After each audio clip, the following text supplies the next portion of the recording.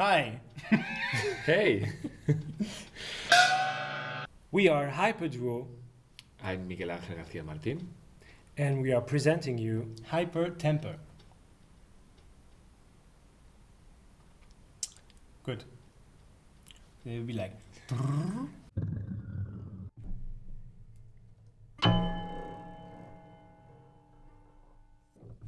This project started mainly because of not only, but mainly because of personal reasons. We are friends. We like to play together. We have played in other projects together, but we wanted to do something specifically, the three of us together.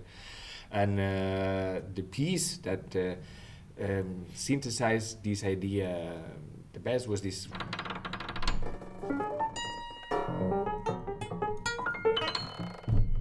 And with this piece also, what was really interesting about it is that you only need one piano. Being percussionists, we are used to having to carry around thousands of gears and instruments, and we wanted something practical. We want something that, well, it's a piano.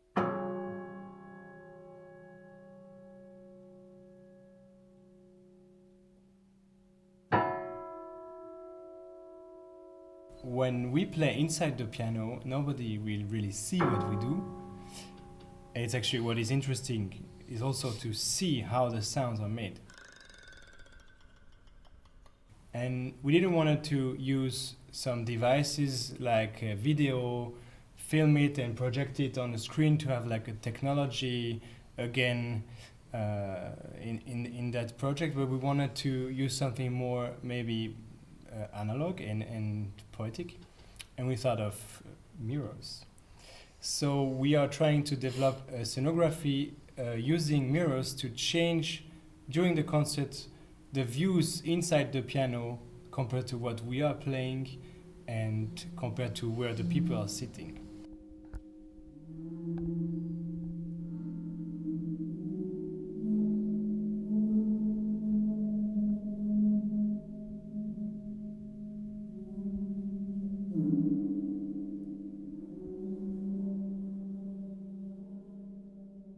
This restriction of using only the piano could help us to build up the program.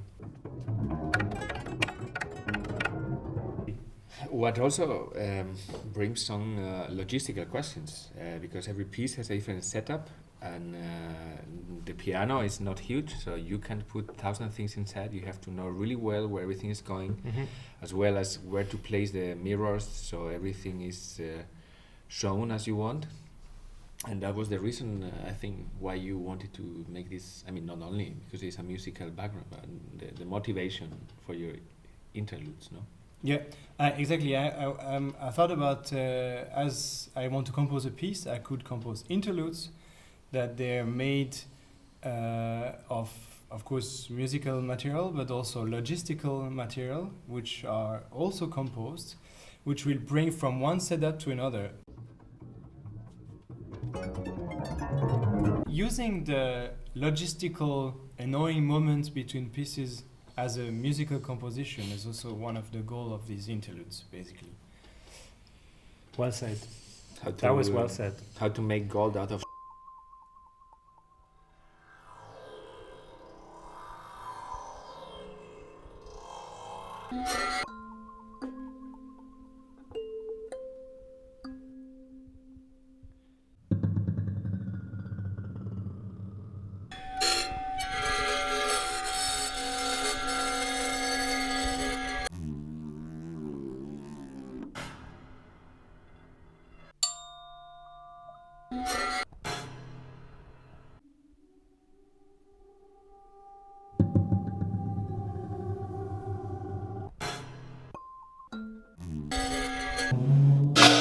We're going to play a piece by the Russian composer Elena Rykova called 101% Mind Uploading, which is a piece where three performers, three musicians, play inside the piano.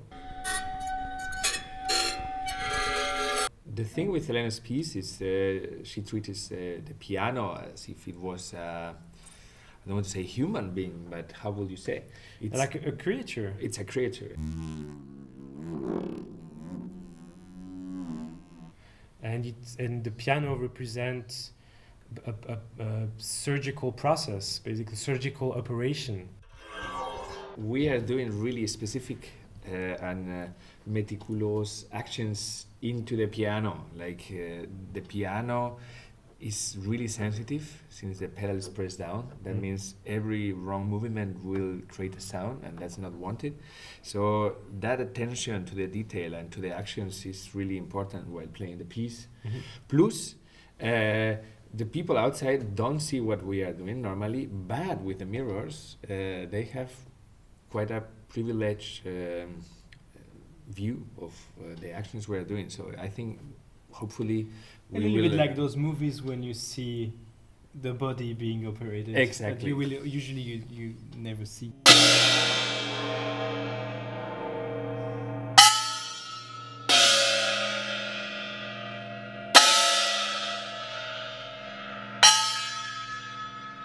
In this program, we try to have a wide spectrum of styles, and that was one of the reasons because we thought about working with Swiss, actually he's from Lucerne, guitarist, composer and improviser Manuel Troller. The guitar player from this amazing band, Schneller Toller Meyer.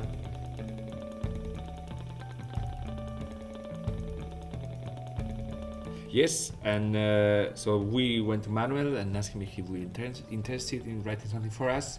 And before Gilles was talking about these limitations, the limitation of only having one piano, and also we went to Manuel with the limitation of writing only for the keys. He has a really good approach to groove. Like the music he writes or he plays, I would say, he has a really strong rhythmical component that makes you move, what we call groove.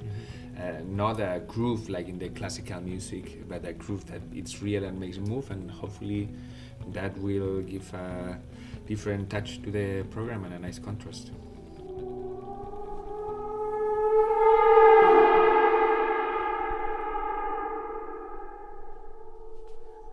So in that program, we will also play a piece by Cathy van Eck, which is called Pièce d'ameublement. It's actually a solo, but we were talking with her to make a new version of it for three performers.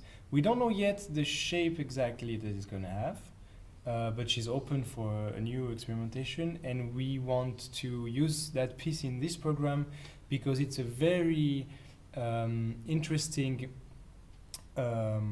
focus on this instrument from another angle, meaning she used basically the piano as if it was a furniture. And the performer has to come and bring some plants, and she plays a little bit with this image of, now I'm explaining exactly what she was saying. Why am I doing this? What I like about the piano and how I grow up also with the grand piano in the living room, and it's always there, and our grand piano was always a mess. There were always, it still is. There were always books on top and all kind of stuff, and also everything. I remember, and I still do that when I come home at my parents' place. Then the first thing I do is it was something I have. I put it on the piano. It's on the top of it. It's like a table in the house. So it's a piece of furniture. It's a very nice piano, 1920s Bechstein. But it's really there. It's a part of the place, so to say, and. So that's, I think, what made me think, the piano, it's a part of the living room, and it's not really only a musical instrument to play on, but it's something much more. Other musical instruments, you always pack them again into their violin. You don't put it in all the time outside, or clarinet or trumpet. But the piano, it's always visible and it's always there, and it's also, people think also it's very important in their place, and they put it in their living room. So that's why I thought, I want something about this. How you take care of the piano, and how you, what the place in the living room is. And then I was also busy at that time with how it used to be in the 19th century, that you had the piano in the living room and then there was the daughter having piano lessons and playing on the piano. So that was also something where I thought it belongs to the living room as a piece of furniture, and it's also, I think it's in Vienna in the 19th century, where 1 out of 7 households or something like that has a piano, and it's super important to have one, and everybody, and you play the Quatre Mains of Beethoven. So that's why I thought then, I want a piece on this other aspect of the piano, which you never see on stage, because on stage there's the piano and it's really used for what it is made, so to say. But at home, it's much more there as an element of daily life, the daily life of the piano, so to say. 3, 2, 1, go.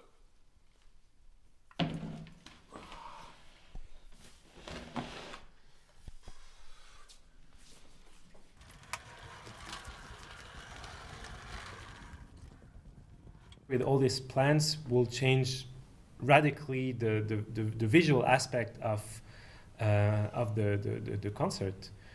We start with a piece that is written for piano. We end up with that strange installation.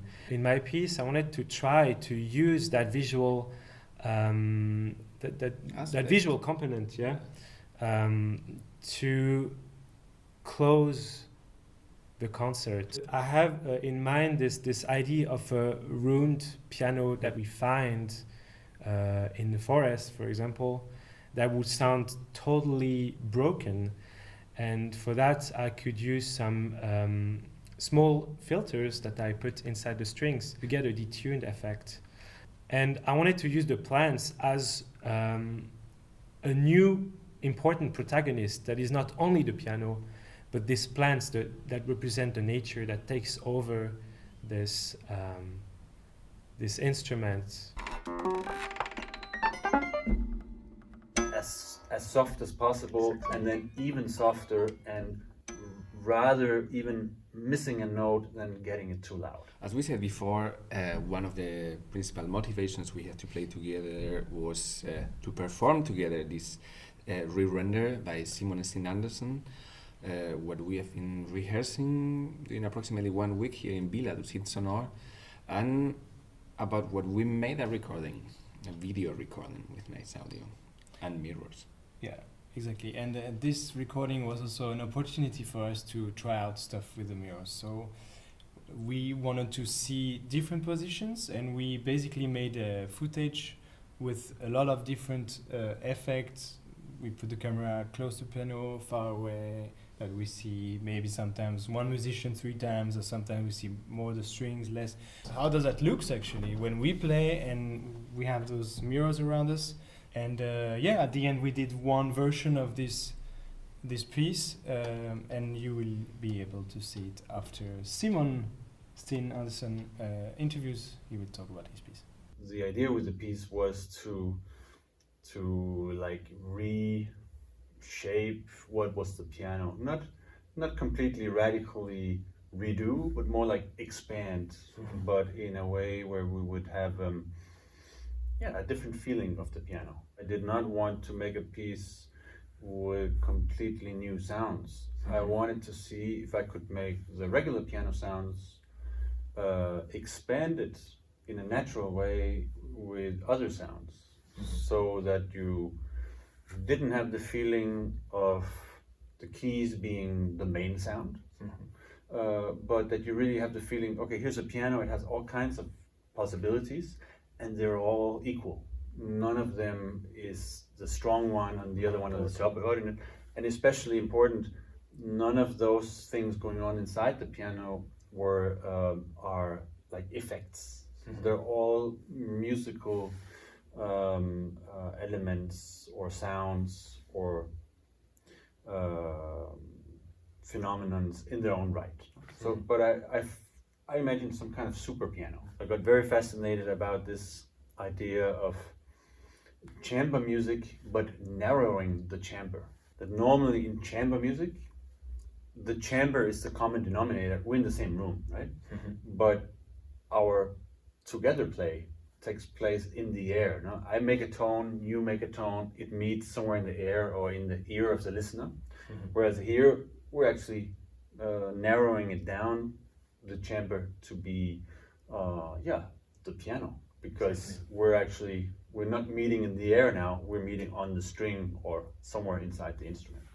So it's like a hybrid chamber music, or almost like a collaboration and mutual dependence.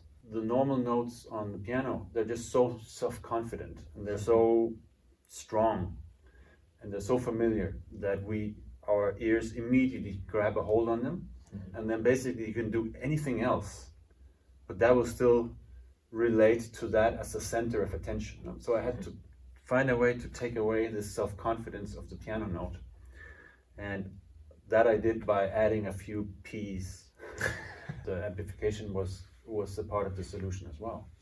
And not so much because it's a piece that has to be amplified, but because the fascinating sound perspective on this piece I found was when you were right there with the players, like above the piano. And I thought that would be the ideal situation, actually. You invite 3 audience members and they stand there in between you.